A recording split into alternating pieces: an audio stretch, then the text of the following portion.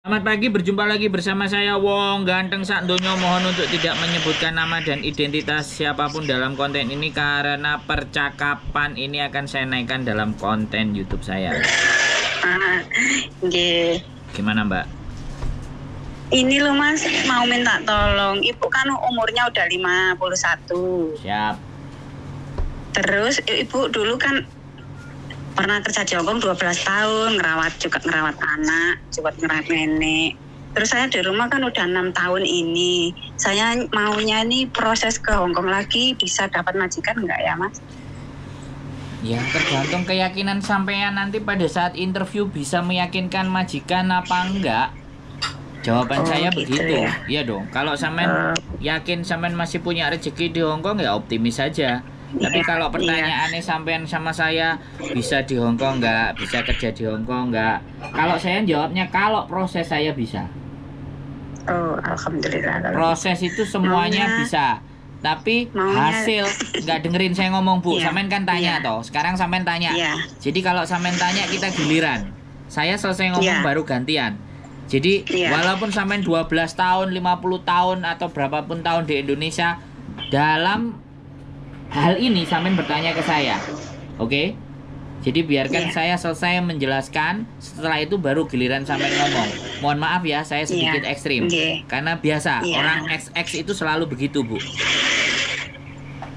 Oke? Iya, Pak. Jadi penjelasan saya, kalau sampean yakin, percaya bahwa rezeki ada, jalan. Wes. Sekarang ganti sampean yang ngomong. Iya. Ya kalau Mas Sandro bisa nyarikan majikan, gimana turun sangat. Nonton soalnya umur ibu kan udah 50 gitu. Saya nggak mencari majikan, Bu E. Sampean data saya serahkan di PT, ya. Sama PT, sama PT disebarkan ke agen A, B, C, D, E, F, G. Yang mau datanya sampean.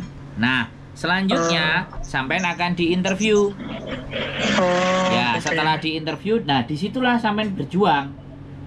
Apakah majikan itu nanti menerima sampean atau tidak, cocok dengan sampean atau tidak, itu di situ kuncinya.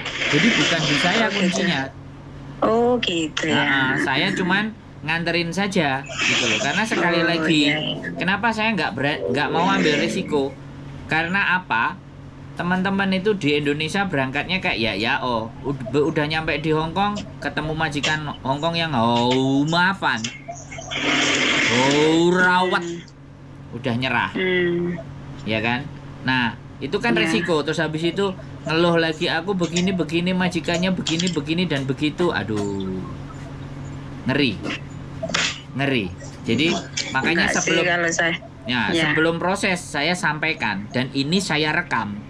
Jadi kalau suatu saat saya dikomplain, saya punya rekamannya bahwa saya tidak menceritakan hal-hal yang baik. Bisa dipahami? Karena saya bukan PL, saya bukan sponsor, saya YouTuber. Tapi kalau saya ditanyain proses, ya saya arahkan di mana PT dan semuanya itu orang-orang yang saya kenal, orang-orang yang saya paham, orang-orang yang tahu saya cara kerjanya, kan begitu? Iya. Begitu, Mbak. Tapi maksudnya umur ibu ini masih takutnya di sana udah nggak laku gitu loh Mas. Umurnya kan udah 50 gitu. Kan saya ngomong sama sampean tadi, kalau sampean yakin sampean punya rezeki, apakah itu belum cukup menjawab pertanyaan sampean tentang usia 51? Halo? Nah ini loh. Saya kalau sama orang tua harus jelasin berkali-kali. Saya sekali lagi mohon maaf kalau saya kurang sopan dalam menyampaikan, ya. Saya minta maaf dulu. Tapi beginilah cara berbicara saya. Supaya teman-teman itu memahami bahwa proses di Hongkong itu A, B, C, D, E, F, G. Nah, kalau sampean sudah X, nah ini saya lanjutkan lagi ceritanya sampean. Biar pertanyaannya nggak mulek cuman aku 51 bisa nggak, nanti berikut lagi sampean tanya aku sudah 51 bisa nggak. Nah, sekarang kita geser ke episode berikutnya. Jadi kalau proses bersama saya, kalau X itu kita kirim KTP Hongkong dan KTP Indonesia. Oke? Kita akan cek apakah data sama atau tidak. Yang kedua, kalau ternyata datanya sama berarti tidak ada masalah, berarti enak, potongan tidak terlalu besar. Oke. Nah Setelah data sampai di biodata sama PT, ditanyain A, B, C, D, E, F, G, kemudian jadilah biodata. Biodata diserahkan ke agen yang punya banyak majikan. A, B, C, D. Oh, iya. Mana yang nyantol, oke? Nah, begitu ada yang nyantol, cocok, sampean kan interview, kasih jadwal, ya. Ya. Setelah dikasih jadwal, interview, ingat, ini pesan saya. Ini pesan saya. Hanya orang-orang yang mau berproses kepada saya, yang saya tekankan proses interview, tolong direkam. Oke, saya ulangi lagi. Kalau berangkat proses melalui saya, tolong proses interview direkam. Karena saya tidak ingin... Yang rekam saya ya, Mas. Ya dong, kan ini tujuannya supaya apa? Ketika jobnya tidak sesuai di interview, sampean punya buktinya. Berarti andai kata ada majikan interview saya video call, harus saya rekam gitu ya? Bagaimana caranya?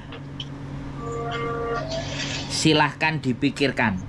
HP-nya tetangganya, HP-nya temennya, HP cucunya, HP anaknya. Ya. Oh iya.